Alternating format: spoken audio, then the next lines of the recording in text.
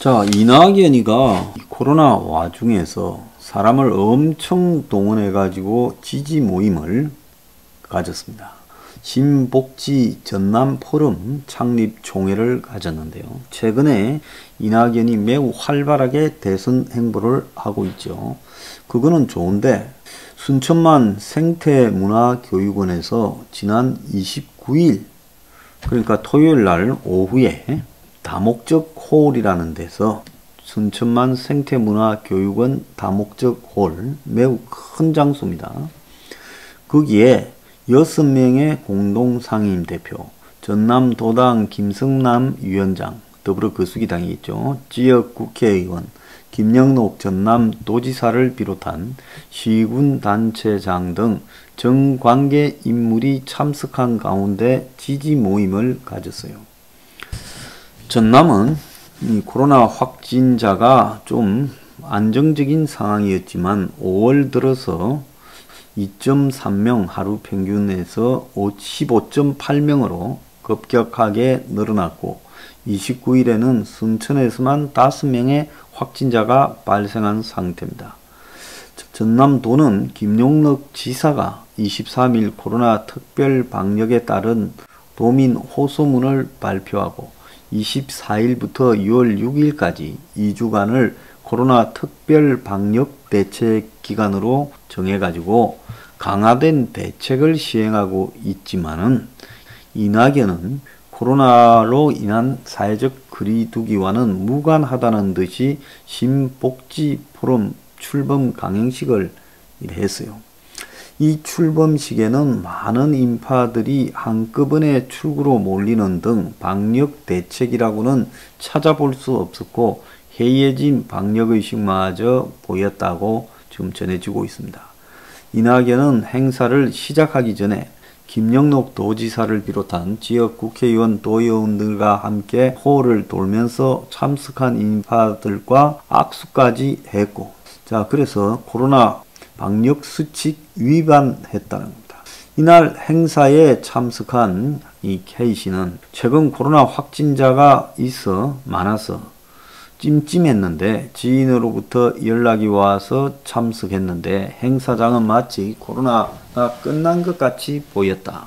자, 행사 진행 관계자는 열 체크를 4군데에서 하고 QR코드를 체크한 뒤 입장시켰다 하지만은 순천만 생태문화교육원 관계자는 방역관리를 한다고 했는데 사람들이 한꺼번에 많이 몰려서 놓친 부분이 많이 있었다라고 방역수칙 위반을 인정했다고 합니다. 자, 이낙연은 호남 텃밭에서 주요 지도자급을 총망라한 지지 모임 출범이라는 보도자료를 돌렸는데 순천 생태문화교육원에서 2만 5천 명이 넘는 지역 주요 인사들이 발기인으로 참여한 창립총회를 가졌다라고 지지자들에게 알렸다고 합니다. 실상 이 코로나와 관련해서 우리가 집회를 한다고 해도 그 집회에 9명만 해야 된다. 야외에서 하는데 나머지는 집회를 할 수 없다. 규제를 하지 않습니까? 내일 집회를 하는데. 그런데 이 지금 이낙연의 지금 이 행태를 보면 이날 이낙연이 이 집회를 하면서 연설을 할 때는 아예 마스크를 쓰지도 안 하고 연설을 하는 모습까지 나오고 있습니다. 그래서 도대체 이낙연에게는 코로나가 없는 거고 지금 일반 국민한테만 있는 겁니까? 자, 그래서 이 데일리에 지금 자랑스러운 역사를 가진 호남이라고 하며 이낙연이가 이 무대에서 특강하면서 이러고 있는 장면에 보면 마스크를 전혀 쓰지도 않았습니다.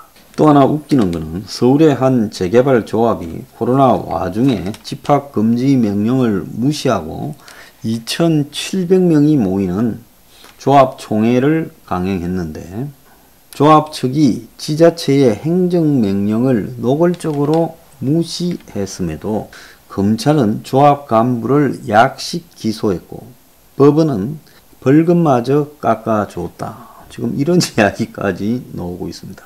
집회를 한 부분에 대해서 재판에 넘겨졌는데 재개발 조합장 등 간부 11명에게는 200만 원의 벌금이 부과된 게 다라는 거예요. 최고 벌금 300만 원까지 부과할 수 있는데 실질적으로 이 약식 기소에서 법원이 벌금도 깎아줬다는 겁니다. 검찰이 이제 약식 기소했죠. 그래서 이런 식으로 법이 자의적으로 이렇게 추진되고 있어요. 한 사람은 정치 욕망에, 한쪽은 재개발해서 돈 벌고자 하는 욕망에 저렇게 하고 있습니다. 자, 발긴으로 25,000이 참가했다고 물경 그 행사장 사진으로 보더라도 최소 수백에서 그것보다 훨씬 많은 사람들이 행사장에 참여한 걸로 보입니다. 코로나는 결국 힘 있는 사람에게는 비껴가고 정권에 찍힌 자들에게만 있는 것인가 하는 그 질문을 해보지 않을 수 없어요. 자, 근데 이 이낙연이가 최근에 여기저기에 다 개헌을 갖다가 문제 삼고 있고, 이 이광재의 개헌에 이어 이낙연이가 이재명에게 지금 개헌을 가지고 개헌론은 사회 경제적 민주주의를 위한 개헌이다라고 말하며, 이재명이가 이럴 때 개헌 이야기할 게 아니라 이 국민들 구휼, 즉 국민들을 굶지 않고 지금 밥 먹게 만드는 게 더 중요하다 이렇게 말하면서 경국대전을 고치는 것, 즉 개헌보다 구휼, 지금 먹고 사는 문제가 더 중요하다라고 비판한 데 대해서 이낙연이 그 규율을 위한 제도적 합법화가 헌법에 담겨야 된다. 이렇게 말을 하며 개헌론을 가지고 이재명과 공방을 벌이고 있습니다. 그런데 지금 또 다르게 들리는 이야기는 7월 중에 박병석 국회의장이 의장 직속기구, 즉 아마 국민통합위원회, 지금 개헌 토론회를 주도하고 있는 그런 쪽에서 개헌안을 정식으로 낼 거다. 그렇게 내고 나면 여야 개헌 세력이 일제히 봉기해서 개헌으로 몰고 가려고 한다. 지금 이렇게 이야기가 또 나오고 있습니다. 그런데 정의당에서 대통령 선거 피선거권 연령 제한이 차별이다 하면서 20, 30대도 대선에 나가야 된다.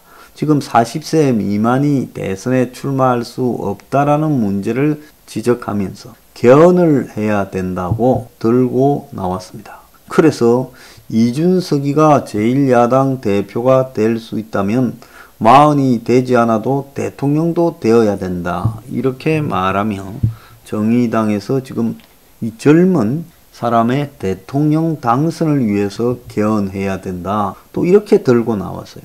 그러니까 각 세력이 지금 여하튼 어떤 핑계로든 지금 개헌을 각각 자기 야심에서 주장하고 있는 겁니다.